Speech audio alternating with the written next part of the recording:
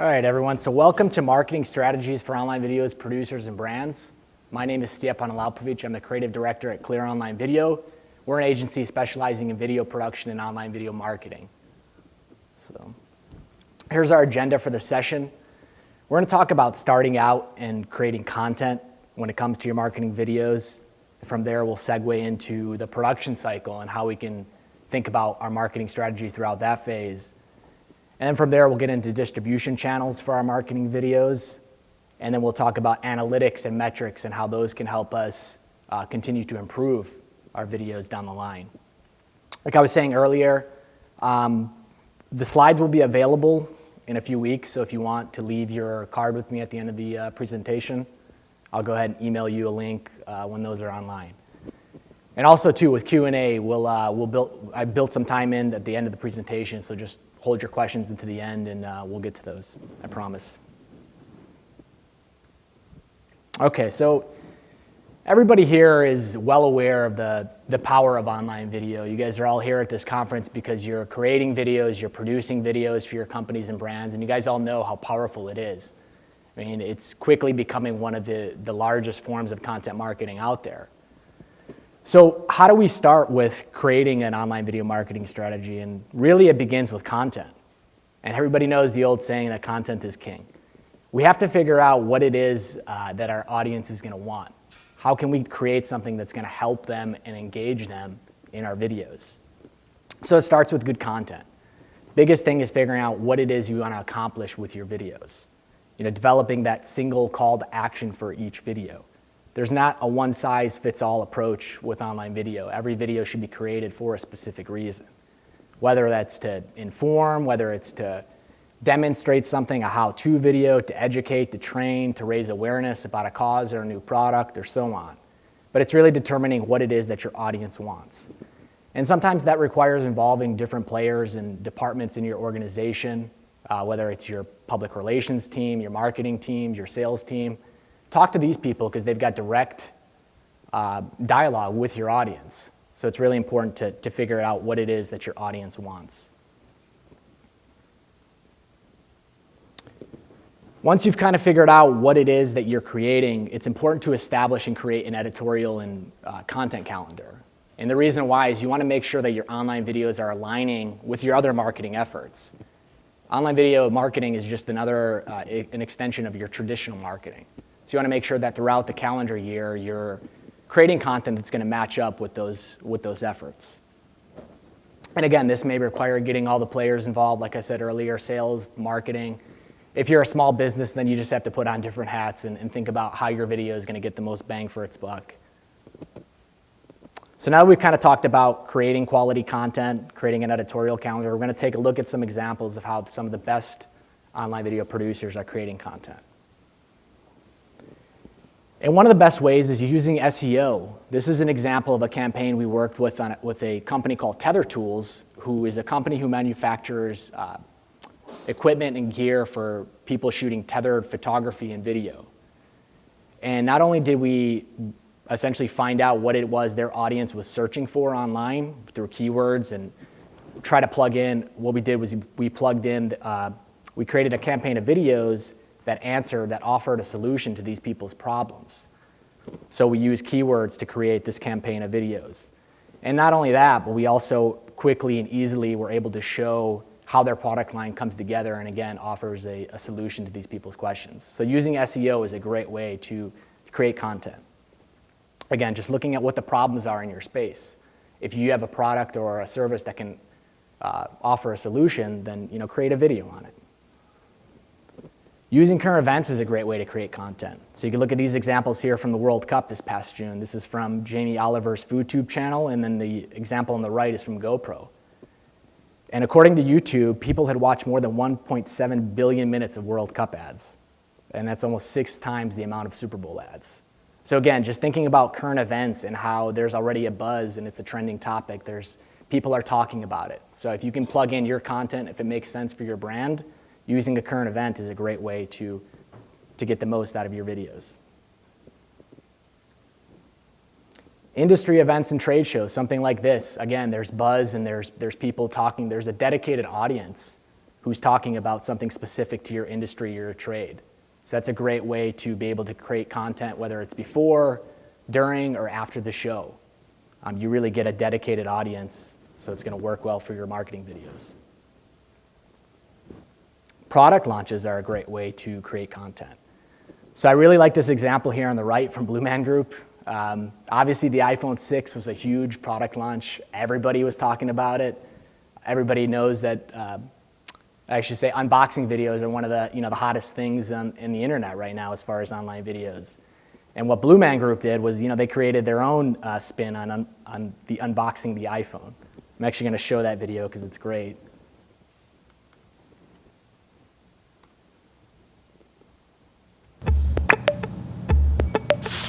Oops. Sorry about that. Try that again.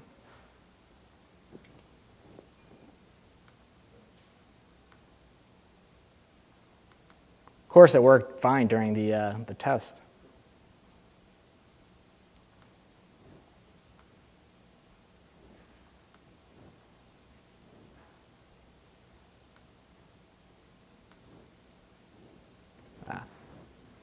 I know what I did. 1 second.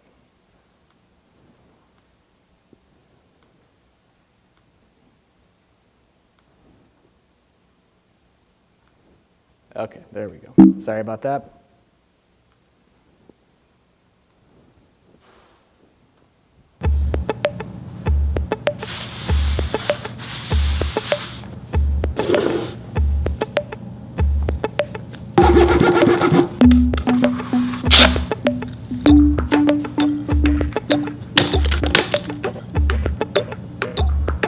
So it's not the normal unboxing video you'd see from other players.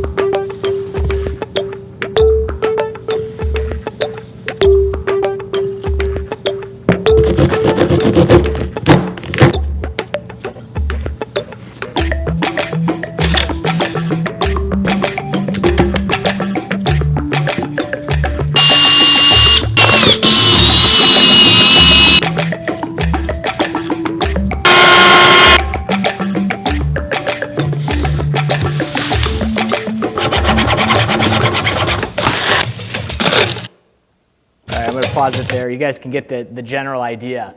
But again, just thinking of ways, the iPhone 6 obviously was a huge product launch.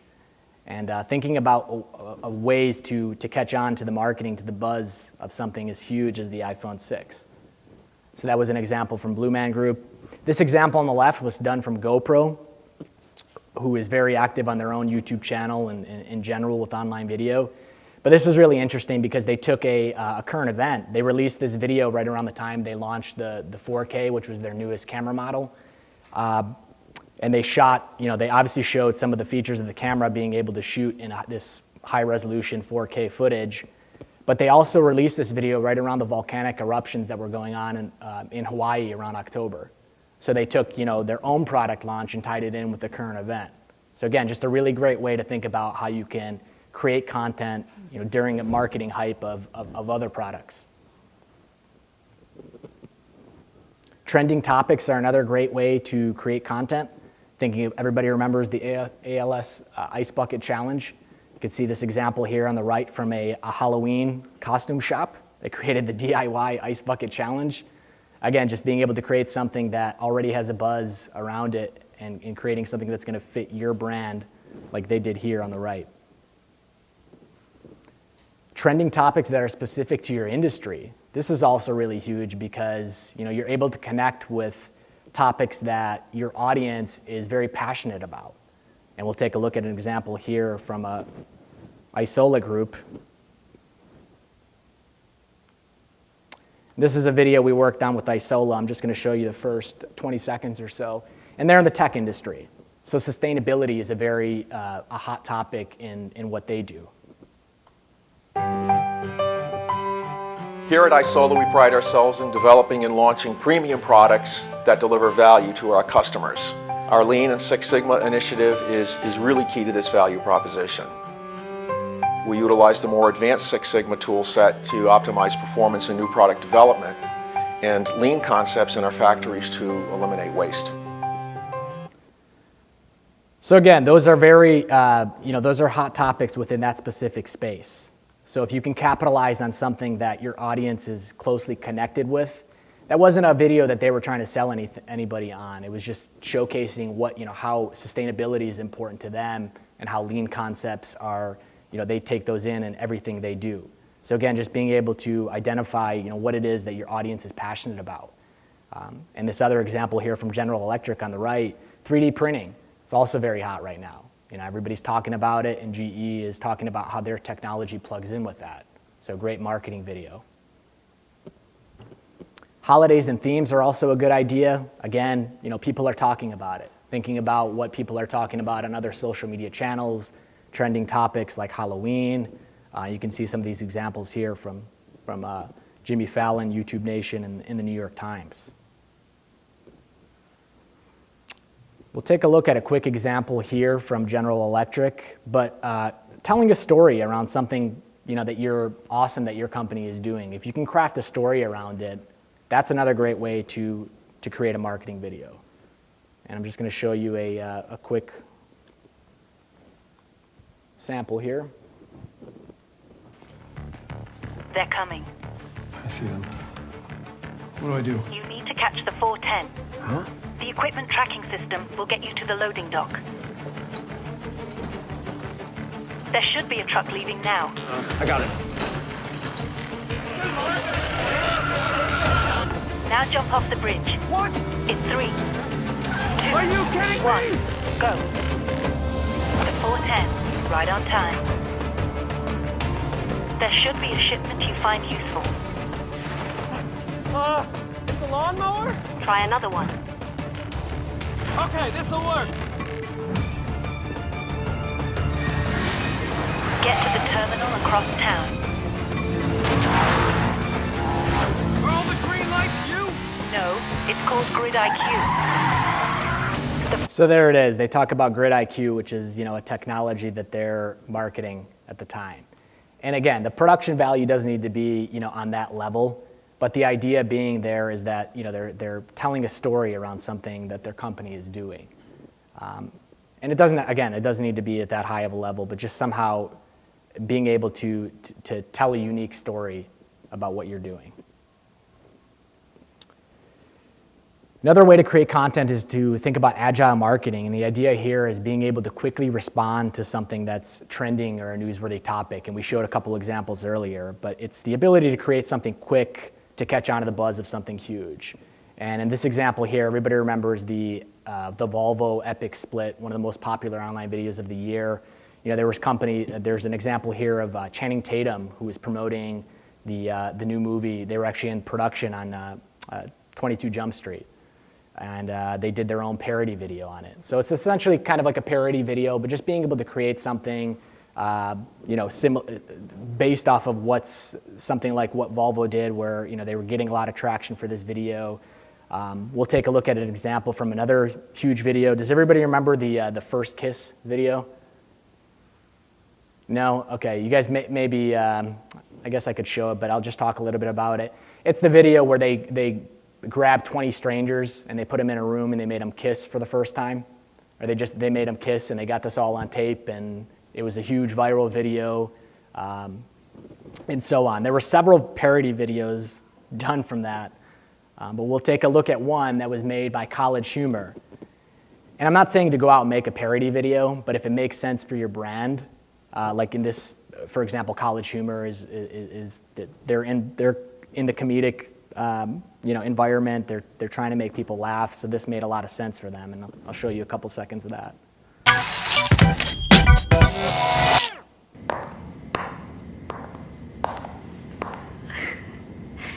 So, should I just eat this cheesesteak anytime? Yeah, just take your time.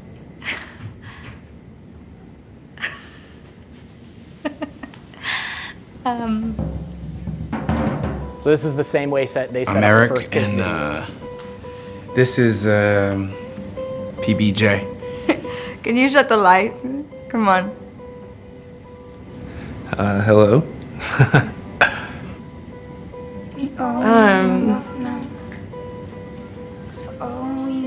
You have beautiful rye. tomorrow. So you guys can get the idea. You guys can watch that. I can send you all those videos afterwards. But the first kiss video, when they released that one, there was a lot of those awkward moments. It was people meeting for the first time, being introduced. Everything was filmed and on camera. So there was a lot of those kind of awkward moments and people meeting. And obviously, College Humor did their own take on it with the first sandwich. But again, just being able to catch on to something that's trending and going on, that's a really great way to think about creating content for your brands. So just to recap on content, you want to make sure that you're creating good content that your audience wants. You want to make sure you have a specific goal for each online video that you produce. You want to make sure you're creating an editorial calendar that aligns with your other marketing efforts throughout the year. And you want to also evaluate ways to make your content relevant and fun. So the next step, after we've decided the type of content we're going to create, we start thinking about pre-production and the production cycle. And the biggest thing we always ask any of our clients is, first off, is where is your content going to live? Is it going to be displayed on mobile devices? Is it going to live on social media? Is your content allowed to live on social media? I know many of you in the room probably work for big organizations and brands, and if you look at some of your legal terms, you might not be allowed to post your videos to a Facebook or a YouTube or so on. So again, it's just making sure you have all your ducks in a row, making sure that you know where your content is going to live and where it's going to end up, and then also starting to plan for how that video will be played on those channels. This is also the time you really want to decide who the face is of your company and your brand. Defining your brand, figuring out what your tone is.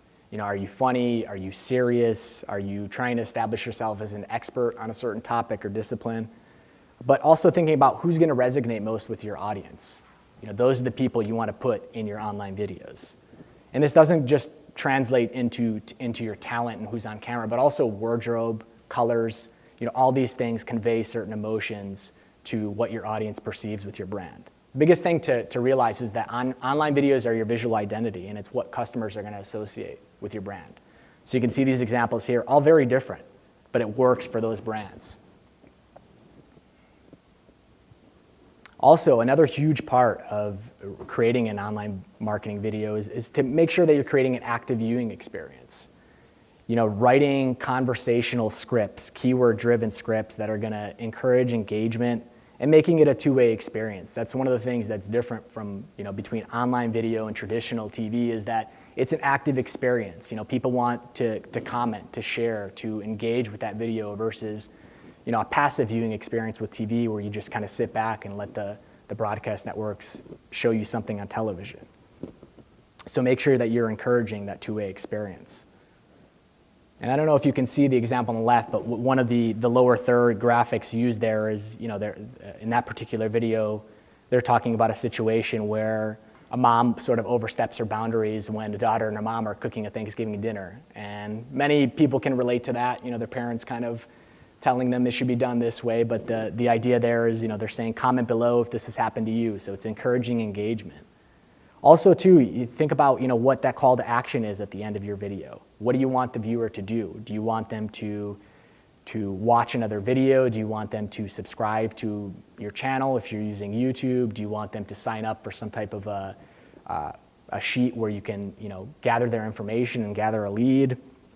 But also encouraging the audience to ask questions and maybe even follow up with their own videos and their own user-generated content. These are just some things you can do to create that active viewing experience. Getting into production, the main thing I really want to emphasize is that we're producing for the small screen. And as you can see in this example here, the wide shots lose a lot of detail. And it's important because you think about mobile viewing, and according to a recent YouTube Insight, they said that they reach 47% of all 18 to 34-year-olds, and 98% of them watch video daily on their smartphone.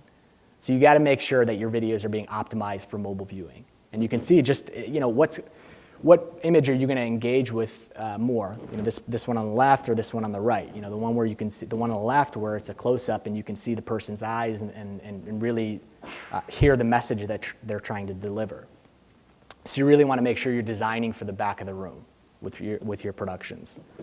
Also, too, just continuing to think about ways to further include your brand in your productions, whether it's your lighting, whether it's your shooting style, whether it's your set. All those things, again, convey certain emotions that people are going to associate with your brand. So think about those things during that production phase. Carrying on into post-production, same type of thing. You want to think about the pace of your brand, style, graphics, music, the tone that you're setting.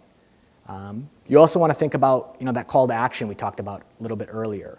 If you're going to be creating some type of an end card at the end of your videos, like this example on the right, is that something that's going to need to be done by your post-production team and built inside of the editing system? Then you want to think about those things during post-production. But again, these things on the right, what they're doing, watch more videos, subscribe. You're holding engagement, you're keeping people on your YouTube channels, on your website longer, and those are huge things for marketing your videos. This is often an overlooked one, but you want to make sure that you know the specs of your platform. Wherever your video is going to live, you want to make sure that you're encoding properly for that channel. And I really like this image because it shows, what we get when we're done with our videos could be beautiful on our screens, but when it actually hits that channel online, it may look different than what we saw on our screens. So I like this picture a lot because it really shows the migration of what our video can look like on one channel versus another. So make sure that you know the specs of your platform. And again, just having all your ducks in a row. This may involve bringing in other your IT team or your video team just to make sure that your video is being optimized. Again, because you want to make sure you're creating a good user experience for people when they're watching your videos. I mean, the easiest thing for them to do is to stop watching and click off your channel or off your website. So make sure you know the specs of your platform. So just to recap on production, you want to make sure you know where your video is going to live. You want to make sure that you're always keeping your branding in mind throughout the entire process. You want to make sure that you design for the back of the room. You want to create an active viewer experience, and you want to make sure that you're including some type of call to action to have your viewer and audience do something at the end of your videos. So now we're going to take a few minutes here to talk about different distribution platforms when it comes to marketing your online videos. And again, this is where your video is actually going to be seen and where it's going to live. You've created a great online video, but how is it going to reach your audience? And this is where we need to be strategic on the distribution platforms we choose. Again, just having a set strategy, knowing where your audience is. And it might be a blended distribution. It might be, you may be posting your video to more than one channel. And that's okay, but you just want to make sure that you're creating content specific to those channels to get the most bang for your buck. So just a couple of things, regardless of the distribution platform, these are things that I would recommend any platform should have. Any channel really should have these things. And the first thing is that your video should allow for easy sharing, for easy commenting, for easy engagement. Again, talking about the power of online video, it's something that you want to share and something you want to interact with. So any platform you use should encourage that. And this is obviously if it's an external video that you can show to any type of audience. If it's an internal thing, then this wouldn't really be relevant. But if it's an external video that you can share with a wide variety of people, then you want to make sure that it allows for easy sharing. Also, too, you want to make sure that you're including some type of that recommendation or that call to action. Like I said, make sure your platform allows for that. Like this example here, this is the screen that comes up at the end of the video, and this is from Vimeo, not to just be specific with them, but it's some type ready to get started. Click here. Some type of a call to action, something that's clickable that can lead your viewer to a landing page or a website. Again, just to hold their engagement or even get them to sign up for something. So you want to make sure that you have a platform that can drive action. Also, too, to think about if you can share, recommend related videos to what they're watching. That's a huge thing on YouTube, is keeping them on your page is going to increase your SEO and just give you better results with those specific channels. Obviously, again, you want to make sure that your video is mobile ready. Cisco predicts that mobile video is going to make up 69% of all internet traffic by 2018. I mean, it's a huge, huge number. People are watching on their mobile devices. So again, make sure that your platform allows for your video to be played on tablets and smartphones and so on. Last but not least, and we'll dive into this a little bit later, but metrics. You want to make sure you're getting some analytics and metrics from your platform. So specifically with YouTube, YouTube is amazing. It's the second largest search engine, 1 billion unique users per month on YouTube. According to Nielsen, YouTube reaches more US adults ages 18 to 34 than any other cable network. I mean, just some really amazing, jaw-dropping stats when it comes to YouTube. And we have to pay attention to what they're doing. If we're in the online video space, you have to pay attention to what YouTube is doing. So rather than sitting here and talking about all these amazing stats, I just want to give some do's and don'ts for using YouTube as a distribution platform. And the first thing I always recommend is to be an active YouTuber. People forget that YouTube is a social media channel. So you want to make sure that you're being active, you're posting fresh content. And in this day and age, it's probably uploading, a video or two a week, to be honest. And if you can't do that, if you can't commit to that, then make sure that you're posting strategically. Make sure that you're timing your videos, going back to the editorial calendars, make sure that you're timing your videos with product launches, with industry trade shows, any other buzz that you can get around that video. You also want to make sure that you're creating original content for YouTube. Your fans are going to appreciate this. It's good to repurpose content, but make sure that you're adding those interactive elements. Make sure that you're encouraging people to comment on your video, to share your video, to maybe even post their own video. Also with YouTube, being active is, it's not only just uploading your own content and keeping it fresh, but it's also being involved in the YouTube community. So what I mean by this is making sure that you're going out and you're liking and you're engaging with other videos that may be complementary to your brand and to your company. Because you think about it, if a viewer is watching that other video that you're commenting on and they're not exposed to what your brand is about, that's a great way for them to learn what it is you're doing. And just by being active and being out there, you're able to draw people into your own content. You want to make sure that you're optimizing your channel. And this is from everything from thumbnails to playlists to annotations. You want to make sure that you're giving people an easy user experience on your channels. And you can see some of the examples here with the thumbnail. Make sure that that's a short preview of what your video is about. So you want to make sure that you're taking the time to create something that's going to really tell the story or really going to show what your video is about. And I don't know how many of you know, but YouTube does allow you to create and upload your own thumbnail. So make sure you're taking the extra minute to do that and just using a thumbnail or a picture that's going to really catch people and draw people in. Also, too, with this example from the New York Times, creating a playlist. You want to make sure that you have content that's curated and easy for people to find. And again, keeping them on your page longer is going to contribute more to your marketing strategy by keeping them there. So that's an example from the New York Times. The example on the bottom is one I really want to hone in on, and it's scheduling your video.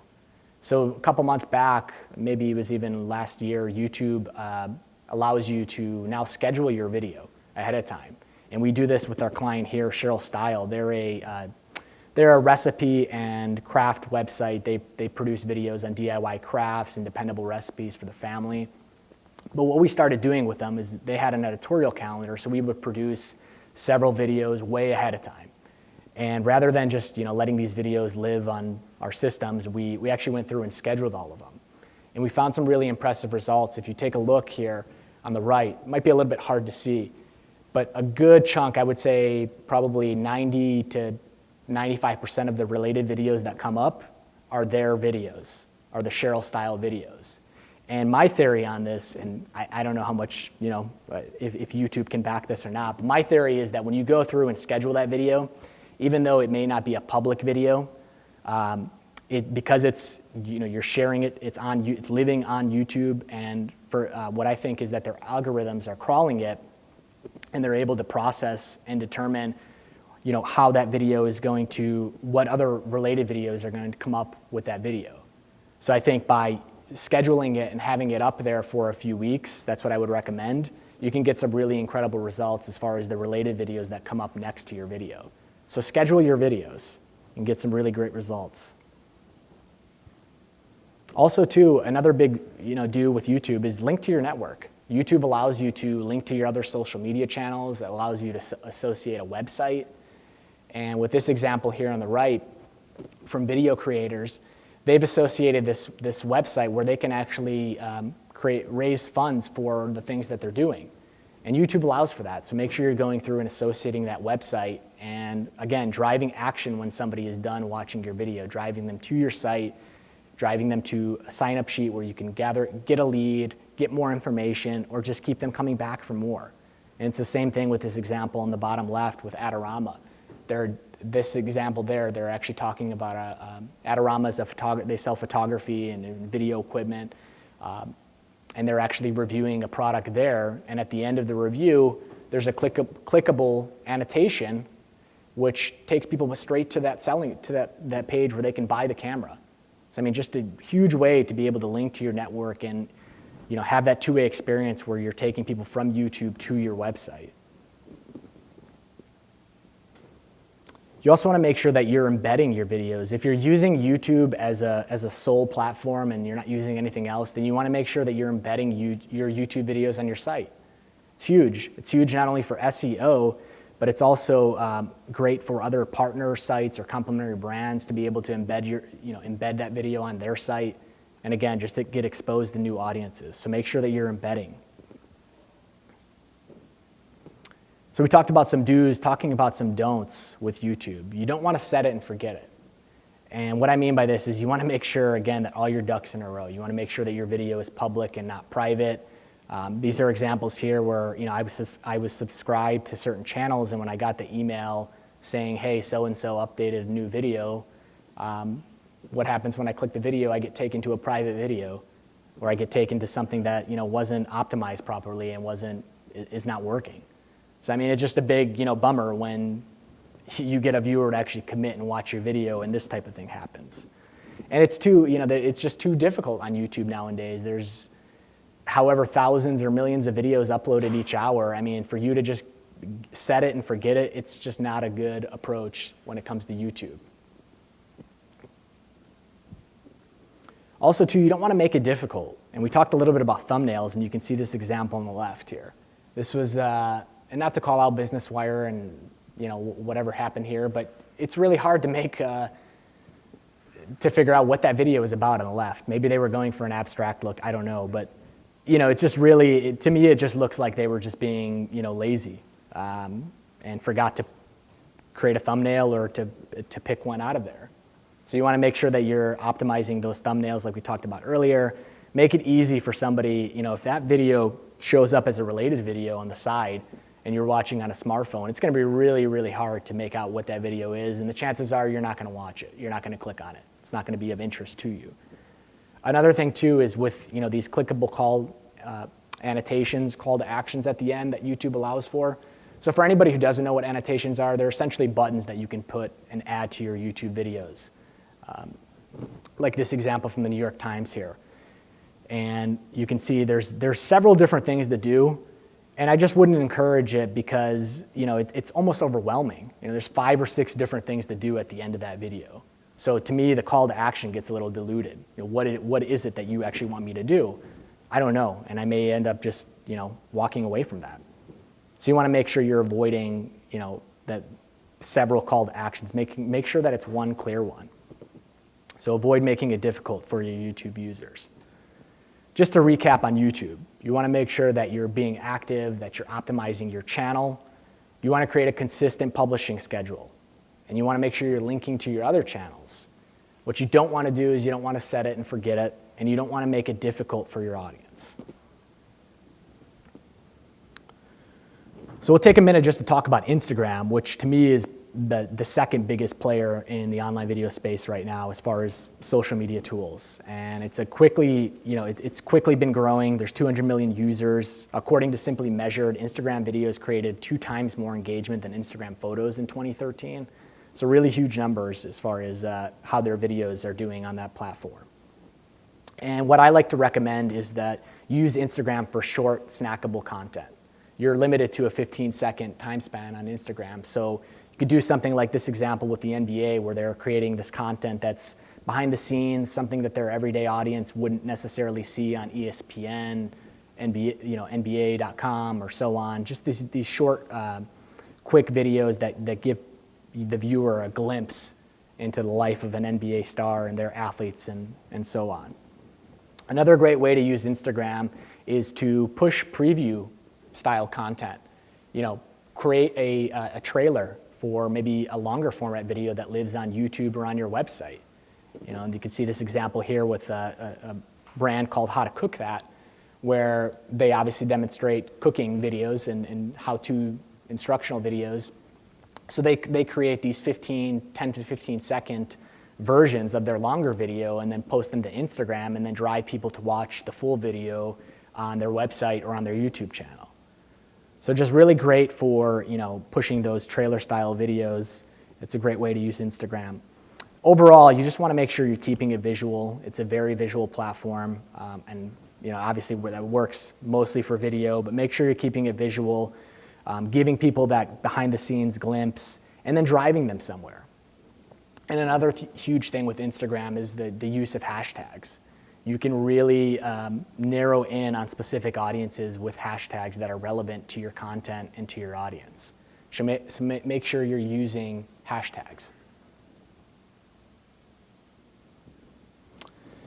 And with social media, with other forms of social media, as you can see here, there's a lot of different channels for us to go and put our videos on. And I like to say that you want to make sure you're keeping the lights on. And what I mean by that is that you're active on the channels that you're actually participating on. It's very easy to go through and sign up for these accounts and create these channels, but then you run into that issue of just being inactive, and it can really dilute your brand again, and it's just not effective. So what I recommend is to pick 2 or 3 channels, knowing where your audience is at and knowing which ones they're using, and then just be really good at those. Pick the 2 or 3 and be really good at those, versus trying to do all of them and just being subpar. One thing with Facebook, Facebook is definitely moving in on YouTube as far as video platforms and social video. They've actually been trying to take some of the most popular stars on YouTube and have them post original content to Facebook within the past few months, and also actually GoPro, which is one of the top online video channels on YouTube, has admitted to having regular conversations with Facebook. So definitely pay attention to what Facebook is doing if that's relevant to where your audience is and relevant to your videos. One other thing I would recommend with social media is that make sure you're reading the terms of service on all of these, because they're all very different, and you want to make sure that you're able to control and own your content. And if there's any type of revenue sharing from if they offer those options, they're very different. So make sure that you're really understanding what they have to offer with these other social media channels. So we talked a little bit about social media, and I just want to dive into a couple of other destinations and distribution platforms that you might not be thinking about. And the first one is bloggers. This is an amazing stat I read the other day, but 77% of internet users read blogs. I mean, if you think about it, we've probably all recently been on a blog and read it, shared it, liked it, so on. But working with bloggers and vloggers that can complement your brand can really do great things for your marketing videos. And know that it may cost money to work with some of these guys, but if you can come up with some type of a cross-promotion strategy where maybe you can answer questions or offer solutions to that blogger's audience's issues and problems, then that's a great way for them to take your content and share it on their site and be exposed to thousands of users and readers. This example here, this is one I want to share on. When I was on the Microchip team, and Microchip is a tech company based out of Arizona who creates the small little chips that live in our iPhones and remotes and cameras and everything, really. But this example here on the left, this was from an Australian blogger who gave us a really, really negative, critical review of a product we had just released back in 2009. And rather than, ignoring it and just kind of letting it fall to the wayside, we turned around and did a tongue-in-cheek video here on the right of addressing all the things that the blogger was criticizing us about and poking fun at ourselves. Also, too, talking about how we're going to improve the situation and we're working on the problem and so on. And that video got just tremendous results back in '09. I mean, tons of likes, tons of positive comments. People thought it was funny. People appreciated that, we heard that what this guy had to say, who at the time was just a small-time blogger. But they really appreciated us listening to the little guy. And beyond the video, we actually had our CEO call this guy and have a 30-minute phone call with him. And they talked about the issues, and he addressed his concerns and, again, said we were working on it.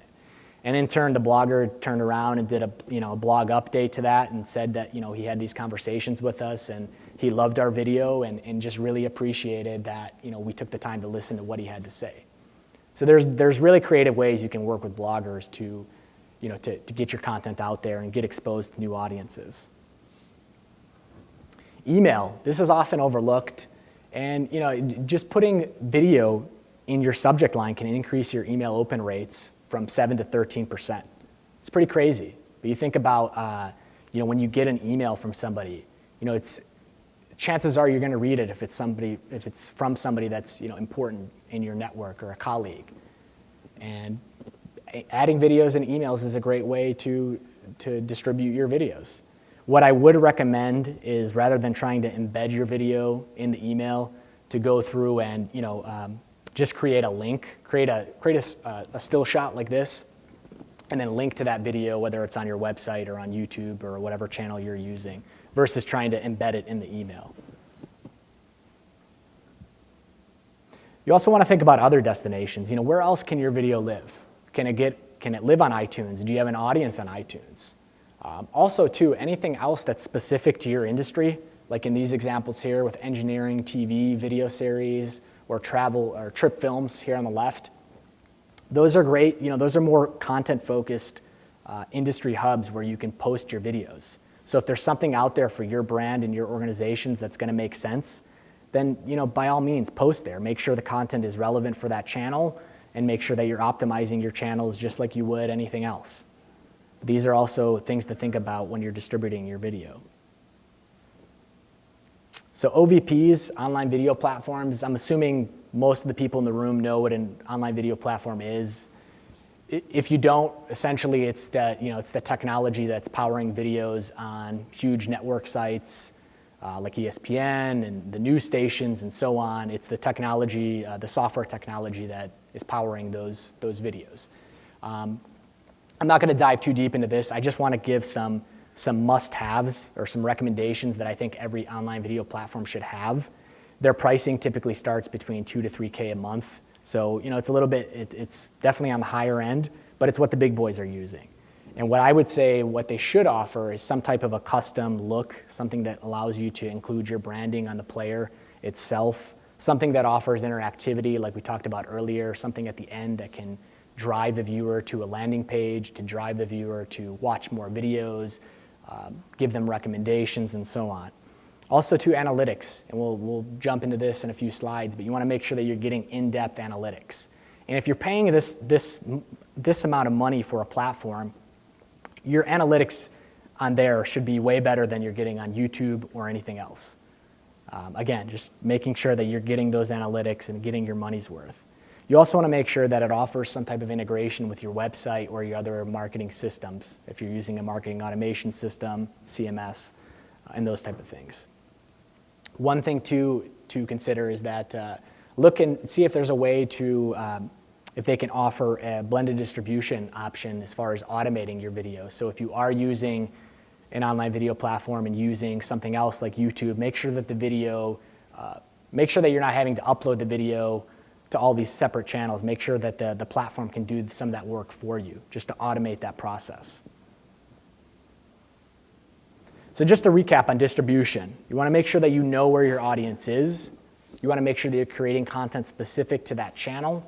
You want to make sure you're trying other channels. Experiment with things like blogs, email, industry sites that are relevant to your organizations.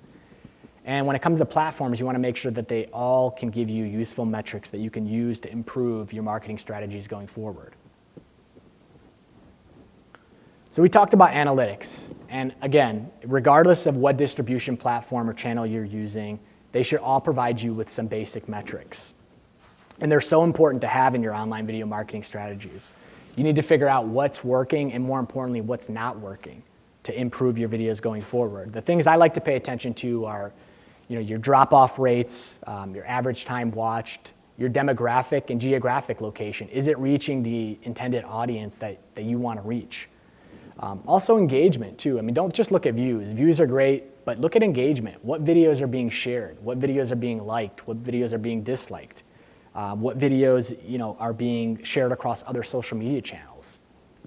Also too, another thing is hotspots. And with this example here, you can see where your video is being, where people are tuning in and where people are tuning out. And give some type of a graphic illustration that really shows at 1 minute and 30 seconds, people are dropping off at that point. Gives you some signals as to what to do going forward with your videos. And this is a continuous process. You want to keep testing and you want to keep analyzing. It's not something that you're going to figure out overnight, but you want to try posting at different times of the day, posting different days of the week, and so on.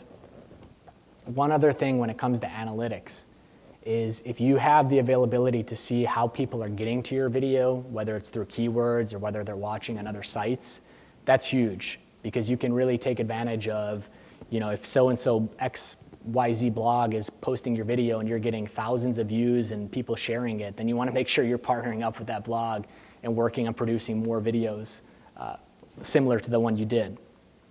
But the metrics are huge, and they're what is going to help you create future content and improve going forward. So with that, I want to thank everyone. I hope you guys got some clear takeaways on how you can improve your own marketing strategies for your videos. And you can learn more on our site. You can follow me. Like I said, leave your card if you want me to send you over the slides when they're available. And with that, I'll leave a few minutes for Q&A. And again, thank you guys all for attending. Enjoy the rest of the show.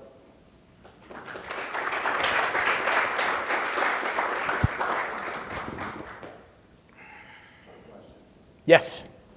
One of the things that we've encountered back in August, YouTube, Google killed rich snippets, and that's really done a number on video marketing, trying to use videos to gin up their SEO.